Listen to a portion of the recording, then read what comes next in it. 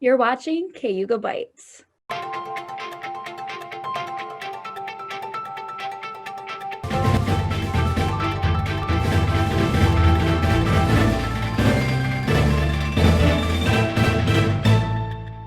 Hello everyone, welcome to Cayuga Bytes. My name is Mike Perry, I am your host. Joining me today is Caleb Roden, Corinne Stevens, and Josh Hart.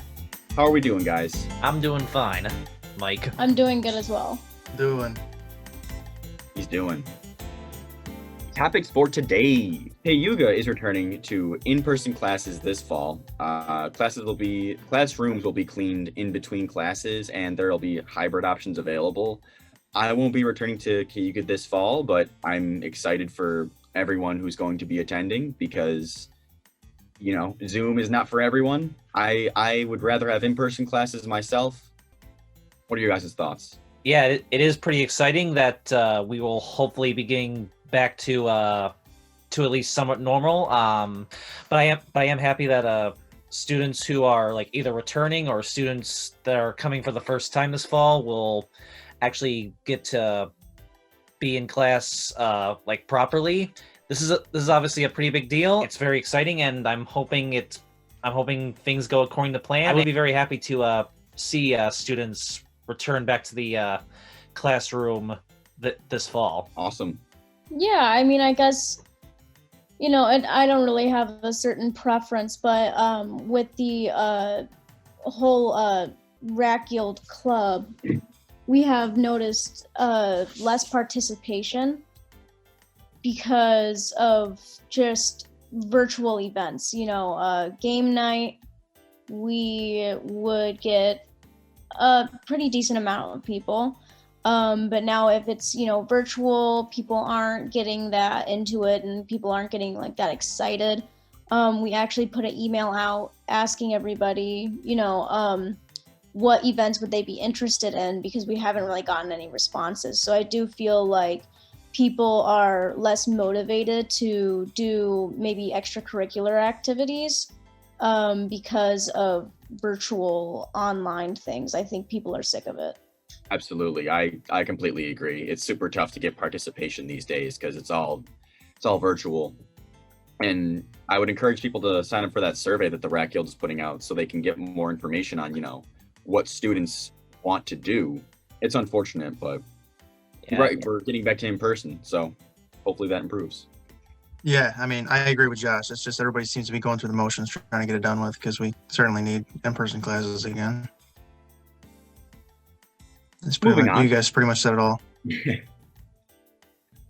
I have an interview with Dr. Durant. It is on April Fool's, but it is no joke. I'm going to be asking him, you know, what's going to be, what's his reaction to in-person classes in the fall. And I had my other questions here. You know, with enrollment down, what does the future look like for the college? You know, how are they going to bounce back? And also, the college received $6 million in federal aid. How are they going to use it? Where's it going to go? And I'm also going to ask, he received a pay raise. So maybe some people are upset that there has been certain cuts within CCC, like the staff, and yet the president is getting a pay raise. So it's kind of like, you know. Hoping the interview goes well for you, Mike, and yeah, hoping he's willing to answer some really tough questions.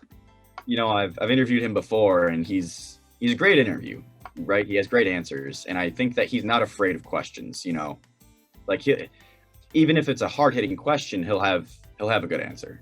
He's great at speaking, great speaker. He's underrated for leaders, in my opinion. It'll be very interesting to see where all the money's going that they get for the aid. I agree. For the $6 million, you said that'll be quite interesting to see where all that's going to go to. You can get a little more funding, but one can only dream. The second student senate meeting, scheduled for April 2nd, it's on Good Friday, so maybe tough for some to attend. My family's personally celebrating Easter that day, so I won't be able to attend. Well, I was just going to say that I don't think I would be able to attend to that either. You can find the Zoom meeting ID in the Collegian for the Student Senate meeting on April 2nd.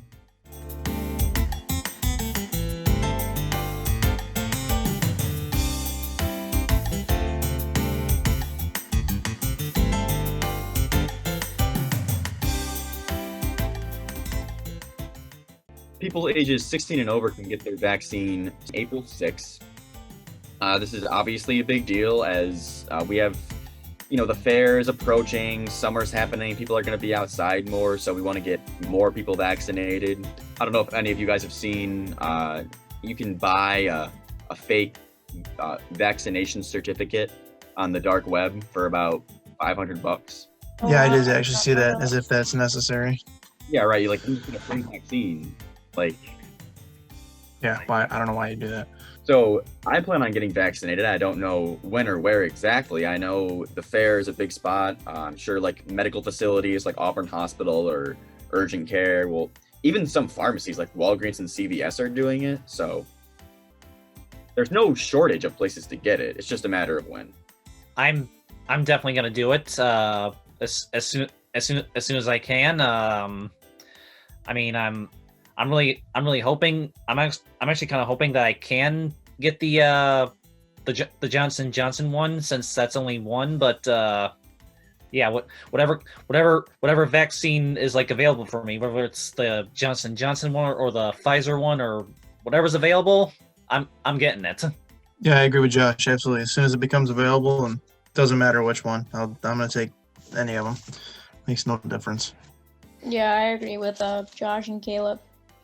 I feel like it's going to be a necessity pretty soon to do kind of basic things, just like you have to get vaccinated for, different things just to, I'm not quite sure what it's called, but you have to be vaccinated for something just to even go to college already. Right? You have I had to submit my meningitis vaccination. Meningitis, yeah. So it's just, I feel like it's going to be something average like that, just like a normal kind of thing. I think it's funny because people are well, how do we know the long-term effects? Or, this is the government controlling you. And it's we all just want to be healthy and get back to normal. God, just stop. You don't know more than professional medical doctors because you read something on the internet.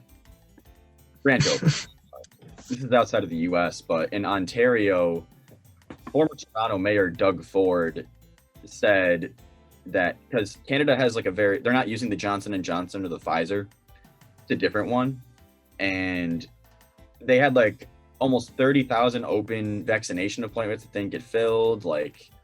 Doug Ford was saying be cautious of getting the vaccine, and then he was asked, well, be cautious, so should people be going out and getting the vaccine? He said, of course. It's okay, well, you can't have it both ways. You can't say be cautious about getting the vaccine, go and get the vaccine. It's but he was also arrested for smoking crack. So Governor Cuomo is set to sign a bill this week to legalize recreational marijuana, and I think it was something up to, you can grow 6 plants in your backyard now. So that's a game changer, right? I know Massachusetts has already legalized it, and people are going over there to see what's going on with that.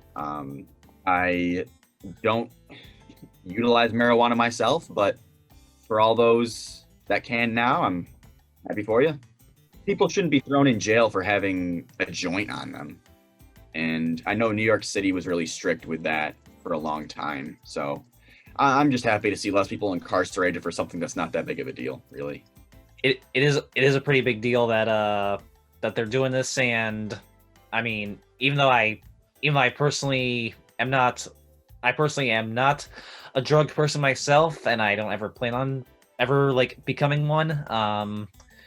I do realize that there are some people that do it. Whether or not they should is a whole nother question of itself. But yeah, this is a pretty big deal, and I'm hoping the bill goes through smoothly. We had some 3D art in the Collegian from a course here at CCC.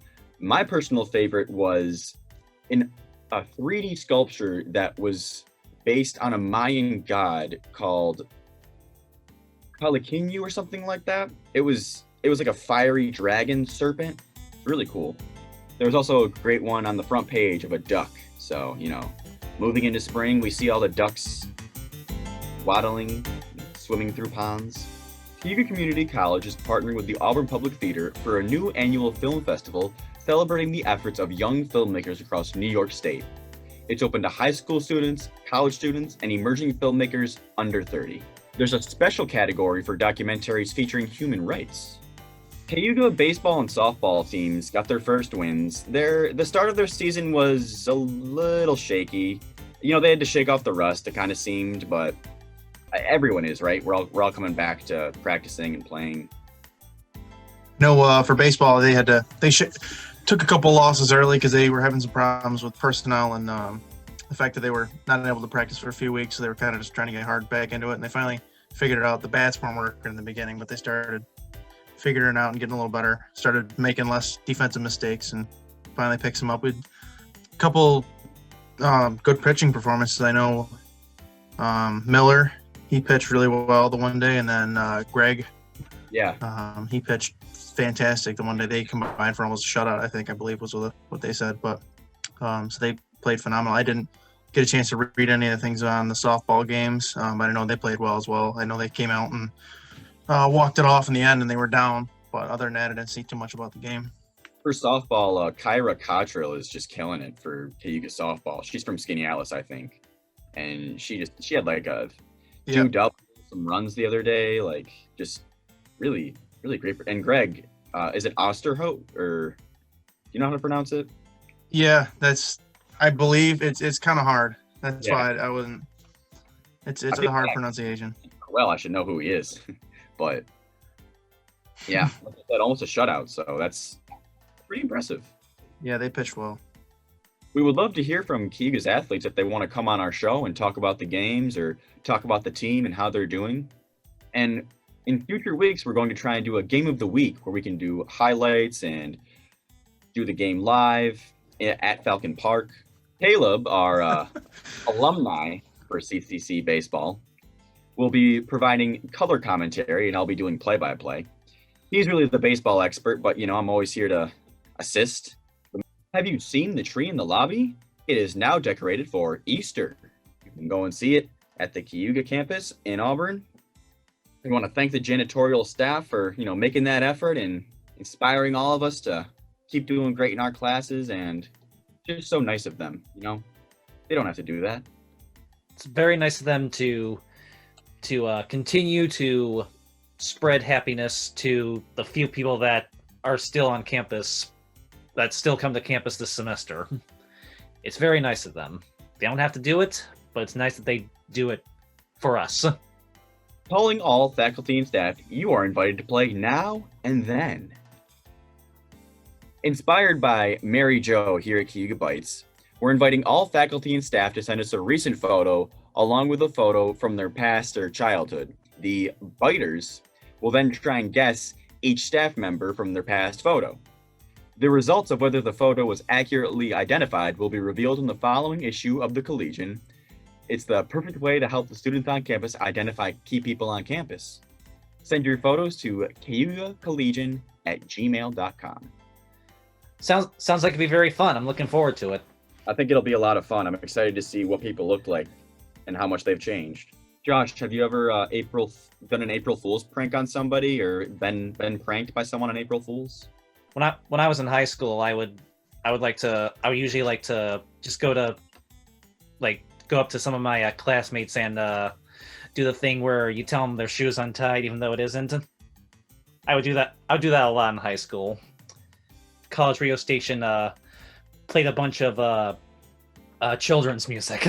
So we just downloaded a bunch of that music and just put it on the radio for April Fools. And it was pretty funny.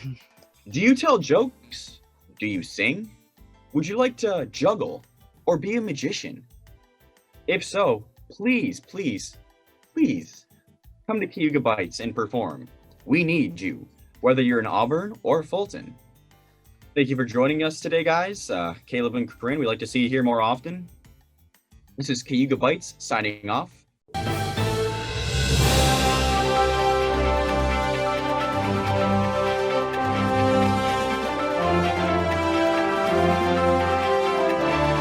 Bloopers. Gotta have bloopers. You're muted. I was muted. I already know that, Mary. Shame on you. Bloopers. Well, you didn't butt in. Completely lost my train of thought. Gotta have bloopers.